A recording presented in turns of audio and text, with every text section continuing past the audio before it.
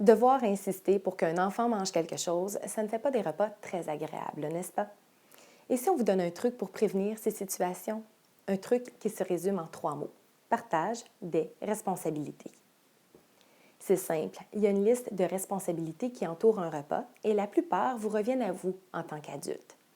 Tout d'abord, le quand. C'est vous qui déterminez l'horaire des repas et des collations. Ça offre un cadre rassurant à l'enfant. Ensuite, le où. Vous décidez que les repas et les collations se prennent à la table et non pas devant la télévision ou dans une chambre. Bien sûr, il peut y avoir des exceptions comme un petit déjeuner au lit ou un pique-nique au salon. Ensuite, le quoi. Évidemment, c'est vous qui déterminez le menu. Oui, vous pouvez tenir compte des aliments que les enfants aiment, mais il ne faut pas s'y limiter. C'est important d'offrir des nouveaux aliments aux enfants pour qu'ils apprennent à les connaître. Ensuite, le comment. Encore une responsabilité des adultes.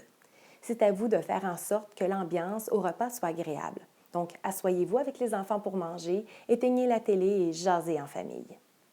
Mais il reste une responsabilité importante. Sauriez-vous dire laquelle? Le combien, la quantité d'aliments que l'enfant mange. Et c'est la responsabilité de qui?